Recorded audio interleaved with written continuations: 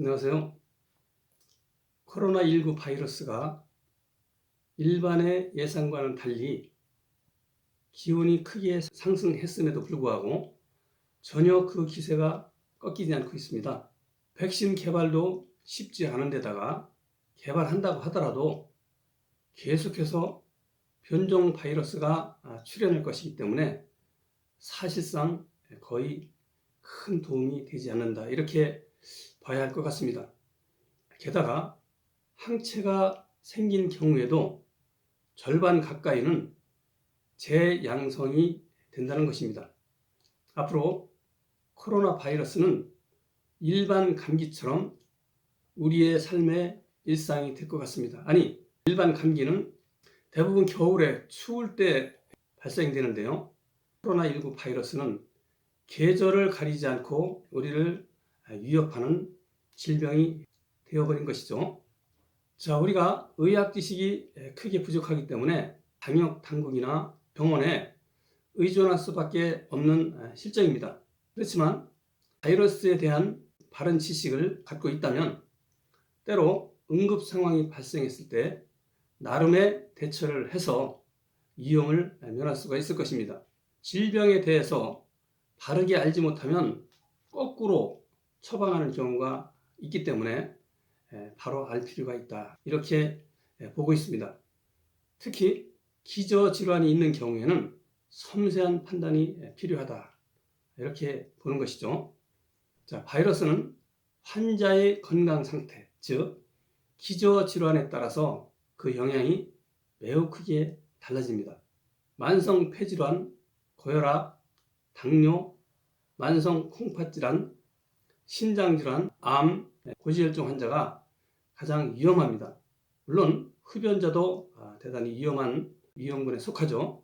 자, 이들 기저질환 환자들이 사망률이 높다는 것은 이미 밝혀진 결과입니다. 그 이유에 대해서는 이런저런 이야기들 하고 있지만 아직 정확한 기전을 밝히지는 못한 상태죠. 자, 우리가 매스컴을 통해서 종종 듣는 무슨 수용체가 반응을 한다, 안 한다, 이런 얘기를 많이 들었죠. ACE2 수용체가 바이러스에 취약하다, 받아들인다, 이런 얘기도 하고 있는데 사실 그런 얘기를 들으면 무슨 얘기인지 알아듣기가 어렵습니다. 저도 무슨 얘기인지 잘 못 알아들어요. 그게 맞는지조차 알 수도 없습니다. 그러한 주장들도 계속해서 또 번복합니다. 같은 의학계에서 번복하니까 신뢰하기가 매우 어렵다, 이렇게 볼 수밖에 없다는 얘기죠. 환자나 혹은 일반 국민들이 우리가 그것까지 알아야 되느냐, 이렇게 생각하는 분들도 상당히 많이 있을 것입니다. 그냥 결과만 내놔라, 치료만 해달라, 살리만 달라, 자, 이렇게 생각하는 분들이 상당히 많을 텐데요. 지금은 각자가 이러한 질병이 인체에 감염되었을 때 어떤 과정을 거쳐서 인체를 위협하는지 반드시 알아야 된다, 저는 그렇게 생각하고 있습니다. 앞서 잠시 언급한 것처럼 코로나19 바이러스는 기저질환별로 그 영향이 매우 크게 달라지는데요. 코로나19 바이러스가 기저질환별로 왜 위험한지 그 이유를 알려면 다음에 3가지 기초 지식을 정확히 알고 있어야 가능합니다. 첫 번째는 인간이 왜 사망하는가, 사망하는 이유를 정확히 알아야 되겠죠. 두 번째, 바이러스에 감염되면 왜 위험에 처하는지, 왜 사망하는지 그 이유를 또 알아야 되겠죠. 세 번째는 기저질환별로 그 질환의 원인을 정확히 알고 있어야 우리가 어떠한 기저질환을 가지고 있을 때 코로나19 바이러스에 감염되면 왜 위험한지 그 이유를 정확히 알 수 있다, 그런 얘기입니다. 자, 그러면 먼저 인간이 사망하는 이유를 좀 말씀드리도록 하겠습니다. 자, 인간이 사망하는 단 하나의 유일한 이유가 있는데요. 그것은 뇌세포에 산소가 공급이 안 될 때입니다. 공급이 전혀 안 되거나 부족해지면 사망한다는 얘기죠. 자, 일반적으로 알려진 사실로는 4분 이상 산소 공급이 중단되면 뇌세포가 죽습니다. 뇌세포가 죽으면 사망 선고를 내리죠. 그리고 외부 산소 농도가 8%인 상태에 7분간 노출되면 사망한다, 이렇게 알려져 있습니다. 그것은 사실로 보입니다. 우리가 한번 숨을 막고 참아보십시오. 1분 이상 찾기가 어렵죠. 자, 그걸로 봐서는 지금 말씀드린 이 내용은 사실로 보아도 될 것입니다. 그러면 이런 질문을 할 수 있겠죠. 뇌졸중이나 뇌출혈이나 심장마비로 사망하는 사람은 어떻게 설명할 것이냐. 이렇게 또 의문을 갖는 분들이 계실 것입니다. 봅시다. 뇌출혈로 사망하는 사람을 보겠습니다. 자, 뇌출혈은 뇌로 가는 혈관이 터져서 뇌로 산소가 공급되지 못하고 옆으로 새는 걸 말합니다. 결국은 뇌에 산소가 부족해서 사망한다. 이렇게 봐야 되겠죠. 자, 그리고 심장마비로 사망하는 이유도 마찬가지입니다. 심장마비가 일어났다는 것은 심장이 마비되어서 펌프질을 못한다. 그런 얘기죠. 펌프질을 못하니까 뇌세포에 산소를 공급 못해서 사망한다. 그런 얘기입니다. 그러면 혹자는 이렇게 주장할 수 있습니다. 아니, 그때 간 게 산소만이 아니라 거기에는 혈액도 영양도 가지 않았느냐.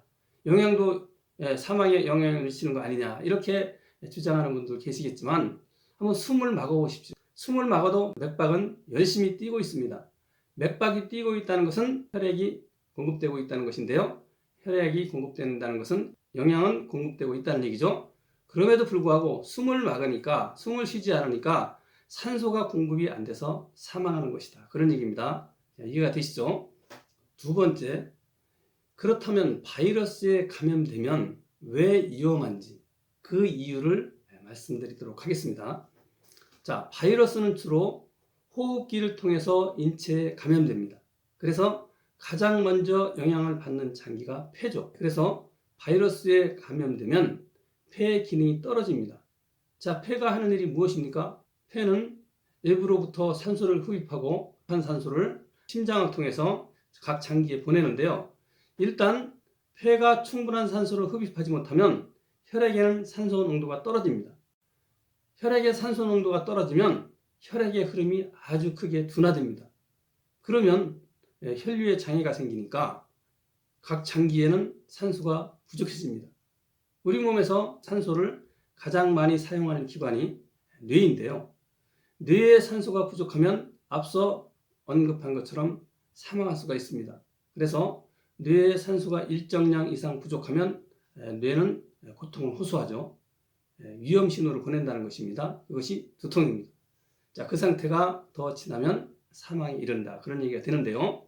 바이러스에 감염되면 폐만 손상받는 것이 아닙니다. 폐로부터 충분한 산소를 공급받지 못하는 심장도 제 기능을 다하지 못합니다. 그러면 심장이 펌프질을 못한다는 얘기예요. 심장이 힘을 쓰지 못하니까 혈압을 높이지 못합니다. 혈압을 높이지 못하니까 각 장기에 충분한 혈액, 즉 산소를 공급하지 못합니다. 주로 뇌가 문제가 되니까 뇌를 중심으로 설명을 드리겠는데요. 뇌세포에 충분한 산소를 공급할 수가 없다. 그런 얘기죠. 그러니까 바이러스에 감염되면 그 자체만으로도 폐 기능이 떨어져서 충분한 산소를 흡입하지 못하죠. 동시에 심장도 기능이 떨어져서 심장이 힘을 쓰지 못하죠. 그래서 결국은 뇌세포에 충분한 산소를 공급하지 못해서 뇌세포에 일정량 이상의 산소가 부족하면 사망에 이르는 것입니다. 이것이 바이러스에 걸리면 사망하는 이유입니다. 그래서 어떤 경우에는 기저질환이 없는 건강한 사람도 바이러스에 감염되는 그 자체만으로도 사망할 수가 있는 것입니다. 코로나 바이러스로 사망한 사람의 약 2%는 기저질환이 없는 건강한 사람이었다. 이런 보고가 있죠. 자, 세 번째, 질환별로 원인을 정확히 알아야 코로나19 바이러스에 걸렸을 때 왜 그러한 기저질환을 가진 사람이 더 사망률이 높은지를 알 수가 있습니다. 그렇다면 기저질환별 원인을 알아보도록 하겠습니다. 원인을 알아봄과 동시에 코로나 바이러스에 감염되면 왜 더 사망률이 높은지를 설명드리도록 하겠습니다. 자, 먼저 고혈압 환자입니다. 고혈압은 어떤 질병이냐? 정상 혈압만으로는 뇌세포에 충분한 산소를 공급할 수 없기 때문에 심장이 뇌세포에 산소가 부족하지 않도록 하기 위해서 힘을 크게 가해서 나타나는 현상이 고혈압입니다. 고혈압의 보다 구체적인 원인은 혈관이 좁아졌거나 막혔거나 혹은 혈액의 점도가 높았을 때 정상 혈압만으로는 뇌세포에 충분한 산소를 공급할 수 없기 때문에 힘을 크게 가해서 나타나는 것이 고혈압이다. 이렇게 보시면 되겠습니다. 심장이 혈압을 높이는 데는 한계가 있기 때문에 고혈압 환자는 뇌세포에 지금 산소가 잘 공급이 안 되고 있죠. 이 상태에서 코로나19 바이러스가 감염되면 폐의 기능이 떨어진다고 했죠.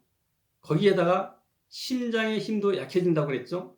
그러니까 안 그래도 뇌세포에 산소가 잘 공급되지 않고 있는 환자인데 코로나19 바이러스로 인해서 외부로부터 충분한 산소를 흡입하지 못하는 데다가 심장의 힘마저도 약화되니까 당연히 뇌세포에는 더욱 산소가 부족해지겠죠. 그래서 부족한 산소의 양이 일정량 이상이 되면 사망에 이르는 것입니다. 고혈압 기저질환을 가진 환자가 코로나19 바이러스에 걸렸을 때 치사율이 높다. 이렇게 되는 것입니다. 어렵지 않죠? 무슨 ACE 수용체 이런 얘기 안 들어도 충분히 이해가 되시죠? 자, 두 번째로 당뇨 환자입니다. 당뇨 환자는 고혈당으로 혈액의 점도가 높습니다. 혈액의 점도가 높으니까 미세한 혈관들이 잘 막힙니다. 좁아졌거나 막혀 있습니다. 그러다 보니까 뇌세포에 충분한 산소가 공급이 안 돼요. 자, 이런 상태에서 코로나19 바이러스에 감염되면 외부로부터 충분한 산소를 흡입하지 못하죠. 게다가 심장마저 힘을 쓰지 못하죠. 그러니까 뇌세포에 충분한 산소를 공급할 수 없기 때문에 사망에 이를 수 있다. 이렇게 보시면 됩니다. 세 번째로 암 환자입니다. 암 환자가 코로나19 바이러스에 취약한 이유를 설명드리도록 하겠습니다.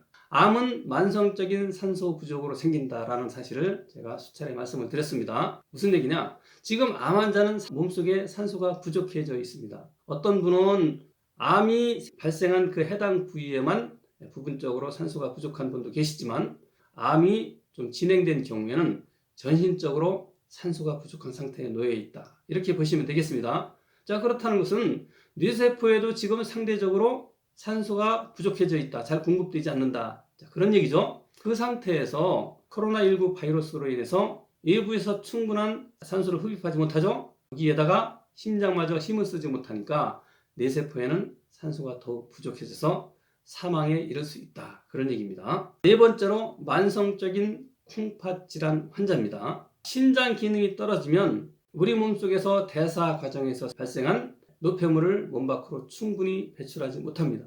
그러면 몸속에는 여러 가지 노폐물들이 많이 축적되어 있습니다. 자, 그런 상태라면 심장이 애를 써서 혈액을 보내지만 혈액만 가는 것이 아니라 노폐물이 같이 가기 때문에 뇌세포에는 상대적으로 산소가 부족해져 있는 상태죠. 자, 그 상태에서 코로나19 바이러스로 인해서 폐가 외부로부터 충분한 산소를 흡입하지 못하고 심장마저 힘을 쓰지 못하니까 뇌세포에는 산소가 더욱 부족해져서 사망에 이른다. 그런 얘기입니다. 자, 다음으로 뇌경색과 치매, 뇌졸중 환자가 코로나19에 감염되면 사망하는 이유를 알아보도록 하겠습니다. 뇌경색과 치매, 뇌졸중은 그 발생한 부위에 따라서 질병의 종류만 다를 뿐이죠. 동일하게 뇌세포에 산소가 부족해서 생긴 병입니다. 그러니까 이러한 환자는 지금 어떤 이유에서든 간에 뇌세포에 산소가 충분히 공급되지 않습니다. 구체적인 말씀을 좀 드리면 뇌혈관이 막혔거나 좁아졌거나 뇌로 가는 혈액들이 점도가 높았을 때 이런 현상이 나타나죠. 자, 그런데 코로나19 바이러스에 감염되면 폐가 외부에서 충분한 산소를 흡입하지 못하죠. 심장은 또 그나마도 힘을 쓰지 못하죠. 그러니까 뇌세포에는 산소가 더욱 부족해져서 기저질환이 더욱 악화되면서 뇌세포에 산소가 부족해서 사망에 이르는 것입니다. 이해되시죠? 자, 그 다음에 고지혈증 비만 환자입니다. 고지혈증이나 비만이나 같은 경우인데요. 자, 고지혈증 환자들은 우리 몸속에서 영양소, 그러니까 단백질과 지방이 이동할 때는 지단백 형태로 이동합니다. 자, 지방과 단백질이 이렇게 결합해서 이동하는데요. 고지혈증 환자는 이 지단백 중에서 지방의 양이 상대적으로 훨씬 더 많은 경우를 우리가 고지혈증이다. 이렇게 얘기합니다. 자, 이런 환자들은 혈중지방, 중성지방이 높기 때문에 혈액의 점도가 상당히 높습니다. 그러면 혈류에 장애가 발생하겠죠? 혈류에 장애가 발생하니까 심장은 힘을 쓰지만 뇌세포에는 산소가 충분하게 공급되지 않고 있습니다. 그 상태에서 코로나19 바이러스에 감염되면 외부에서 충분한 산소를 공급받지 못하죠. 심장은 또 힘을 쓰지 못하죠. 그러니까 뇌세포에는 산소가 더욱 부족해져서 사망에 이르게 되는 것입니다. 마지막으로 흡연자입니다. 흡연자는 대부분 혈관의 탄력이 떨어져 있고요. 폐 기능도 떨어져 있습니다. 자, 특히 흡연할 때 발생하는 일산화탄소가 우리 몸에서 산소를 운반하는 헤모글로빈을 빼앗아 버립니다. 외부에서 공급받은 산소를 헤모글로빈이 운반하는데 이 일산화탄소가 이 헤모글로빈을 다 뺏어 버리니까 헤모글로빈이 부족해집니다. 또 혈관도 급속도로 좁아집니다. 그런 상태에서 코로나19 바이러스에 감염되면 외부에서 산소를 충분하게 공급받지 못하죠. 심장은 힘을 쓰지 못하죠. 그러니까 뇌에 산소가 크게 부족해져서 사망에 이르게 되는 것입니다. 자, 여기서 한 가지 더 추가를 해보면 만성 폐질환 환자는 가장 또 치명적이겠죠. 폐질환이 있다는 것은 산소를 충분하게 흡입하지 못한다. 자, 그런 상태에 놓여 있는데요. 그 상태에다가 코로나19 바이러스로 인해서 폐세포가 더욱 타격을 받으면 폐 기능이 더욱 크게 떨어집니다. 폐 기능이 떨어지면 외부에서 산소를 충분히 공급받지 못하기 때문에 설상가상이 돼서 뇌세포에 산소가 부족해져서 사망하게 된다. 그런 얘기입니다. 이상의 기저질환들을 복수로 가지고 있을 경우에는 위험도가 훨씬 더 높아지겠죠. 자, 오늘은 제가 만성적인 기저질환을 가진 환자가 바이러스에 감염되면 왜 위험한지 그 이유를 설명을 드렸습니다. 어떻습니까? 누구나 이해할 수 있죠. 어렵지 않죠. 질병들이 인체에 어떻게 영향을 미쳐서 우리를 위협하는지를 아는 것은 상당히 과학적이고 흥미로운 일입니다. 우리가 나름 주의를 하더라도 사회활동을 하는 한은 언제 어떤 경로를 통해서 코로나19 바이러스에 감염될지 수가 없습니다. 그래서 우리를 더욱 불안하게 만들고 있는 것이죠. 예방을 위해서는 의료 당국의 방역 지침에 철저히 따르는 것은 지극히 당연한 일입니다. 그리고 우리가 나름대로 어떤 상황이 발생했을 때 질병에 대한 정확한 정보를 바탕으로 나름대로 응용을 해서 응급처치를 한다면 위험도를 낮출 수가 있다. 그런 얘기가 되겠습니다. 여러분들이 어떻게 해야 될지 나름대로의 판단을 할 수가 있으리라고 봅니다. 오늘은 코로나19 바이러스에 걸렸을 때 기저질환별로 왜 사망하는지 또 사망률이 높은지 그 이유만을 설명드렸습니다. 조금이나마 도움이 되셨기를 바랍니다. 감사합니다.